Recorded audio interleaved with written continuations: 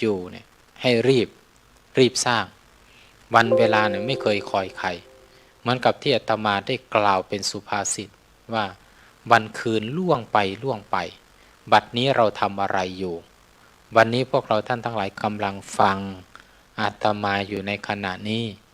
พวกเรากำลังประพฤติปฏิบัติธรรมพวกเรากำลังภาวนาพุทโธนี่สิ่งเหล่านี้ให้เกิดขึ้นมากๆใครจะทำอย่างไรช่างเขาแต่เราท่านทั้งหลายจงอยู่กับปัจจุบันสร้างบุญสร้างกุศลพระอาจารย์ท่านก็บอกว่าจะมีครูบาอาจารย์ฝ่ายวิปัสสนาพาคุณโยมปฏิบัติจนถึงวันที่7อุ้ยดีอนุโมทนาบุญนะมีท่านไหนอยู่ถึงวันที่7ไหมอยู่นี่ แม่ชีเนาะแม่ชีอยู่ส่วนโยมกลับบ้านใช่ไหม ไม่เป็นไรหาโอกาสมาได้เล็กได้น้อยไม่เป็นไรเราท่านทั้งหลายมีภารกิจที่ต้องทำต้องปฏิบัติก็ไปตามภารกิจของเราไม่ใช่ว่าเราเกียจค้านไม่ใช่ว่าเราไม่อยากทำแต่ด้วยภาระหน้าที่ธุระหน้าที่ของเราที่ยังค้างเขาจึงเรียกพวกเราว่าครองเรือนพวกเรามีครอบครัวมีลูกมีหลานเราเป็นคฤหัสถ์นี่เรียกเราท่านทั้งหลายคฤหัสถ์หรือคฤหัสถ์แปลว่าผู้ครองเรือนแต่คุณแม่นี่คุณแม่ชีที่ท่านโกนผมออกแล้วนี่เป็นผู้ที่ออกจากเรือนท่านไม่ได้ห่วงอะไรแล้วมาอยู่วัดวาอารามประพฤติปฏิบัติโอกาสได้เต็มที่แต่พวกเราที่ยังคล้องอยู่ในเรือนแล้วก็หาโอกาสหาเวลามาสั่งสมบุญบารมีเอาไว้จะมากจะน้อยเนี่ยเป็นบุญเป็นกุศลแก่ทุกท่านทุกคนเราท่านทั้งหลายทีนี้เราจะเอาบุญไปให้ใครโดยเฉพาะอย่างยิ่งคุณพ่อคุณแม่ของพวกเราบุญกุศลนั้นก็จะตามเราแล้วก็ไปถึงผู้วายชนที่เราอุทิศเวลาที่พวกเราได้ทำบุญให้เราระลึกนึกถึงบุพการีชนของพวกเราพ่อแม่ผู้ให้บังเกิดกำเนิดเราขึ้นมาหากพวกเราไม่มีพ่อแม่เราไม่มีชีวิตมานั่งอยู่ตรงนี้ทำไมการทำพิธีทุกพิธีต้องตั้งนะโมขึ้นก่อนนะโมแปลว่าความนอบน้อมหรือธาตุทั้งสองธาตุพ่อธาตุแม่ที่ให้เราท่านทั้งหลายได้ลืมตามาดูโลกเมื่อลืมตามาดูโลกพ่อแม่ก็จะสอนพวกเรา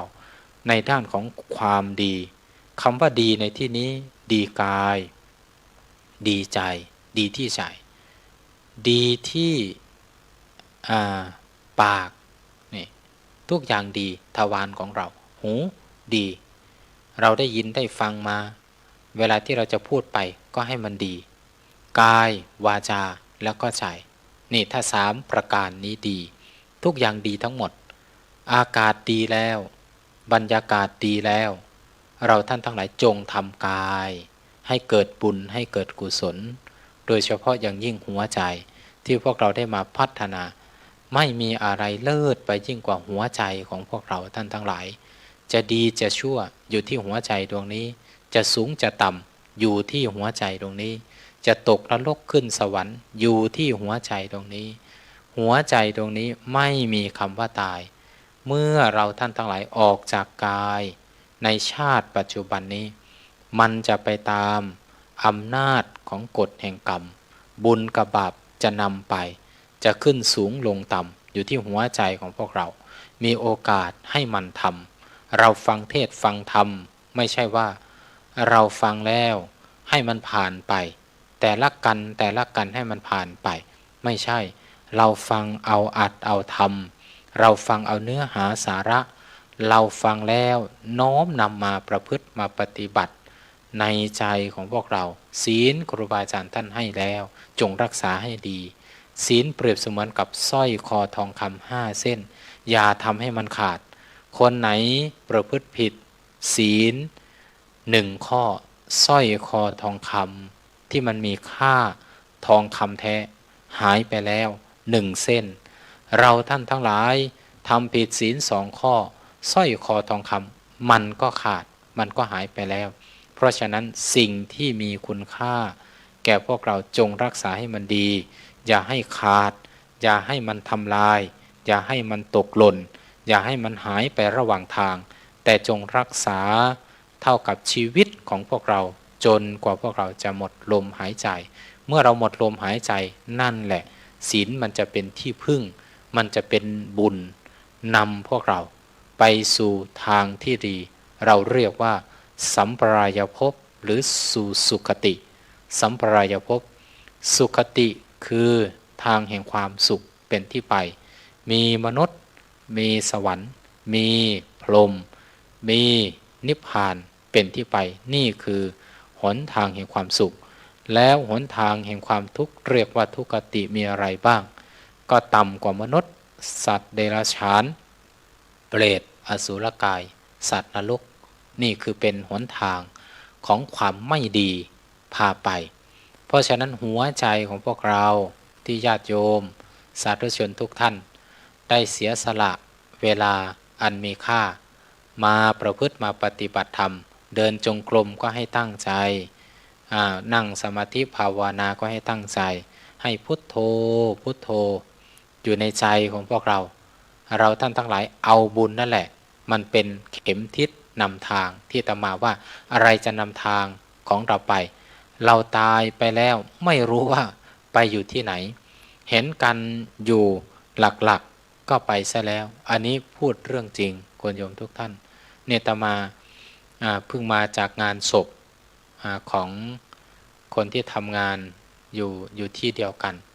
ก็ถ้าพูดคืออาตมาเป็นผู้บังคับบัญชาในหน่วยงานทีนี้อาจารย์ท่านนี้ก็ยังแข็งแรงอายุ51-52 ปียังไม่เกษียณและคำพูดหนึ่งที่แกจะพูดเสมอว่าโอ้ลูกก็จะเข้ามหาวิทยาลัยแล้วคือจะเข้าเนี่ยเรียนมหาวิทยาลัยหลังจากสิ้นเทอมนะแล้วก็จะเห็นความสำเร็จของลูกรับปริญญาพ่อเนี่ยโอ้ดีใจแล้วลูกได้มีงานทำลูกได้ทางที่ดีลูกประสบความสำเร็จแต่ก็ไม่ได้เห็นเพราะมัจจุราชไม่เคยปราณีใครเส้นเลือดในสมองแตกคนโยมอายุ50 กว่าปีทีนี้ที่ไปเนี่ยก็ได้ทราบข่าวว่าก่อนจะไปเนี่ยคือกอดภรรยาคนที่รักมากที่สุดคนโยมกอดภรรยาแล้วก็สิ้นลมหายใจ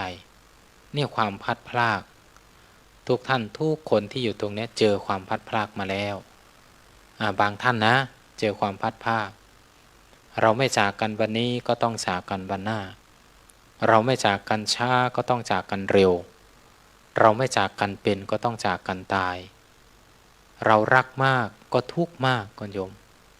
ไม่รักเลยจะไม่ทุกข์เวลาที่คุณโยมเห็นคนอื่นที่ไม่ใช่ญาติไม่มีความผูกพันตายคุณโยมรู้สึกอย่างไรก็เฉยๆแต่ก็แสดงความเสียใจใช่ไหมไม่มีความผูกพันอะไรแต่วันใดถ้าบุคคลนั้นเป็นคนที่เรารักมากคุณโยมจะร้องห่มร้องไห้เพราะมันรักมากเพราะมันผูกพันมากแต่คำว่าจะให้เขาอยู่เขาไม่อยู่เพราะมนุษย์สร้างกรรมมาไม่เหมือนกันทีนี้แต่วันนี้ญาติโยมที่นั่งอยู่ตรงนี้กำลังสร้างกรรมดีคือบุญนี่แหละมันจะทำให้สิ่งไม่ดีมันค่อยกระเด็นออกไปเราท่านทั้งหลายถึงต้องรีบไขว่คว้าอย่าไปรอผัดวันประกันพรุ่งนี้ไม่มีสำหรับเราพรุ่งนี้ไม่มีสำหรับเราเมื่อเราท่องไว้อย่างนี้ไม่มีสำหรับเราแล้ววันนี้เราถึงต้องทำ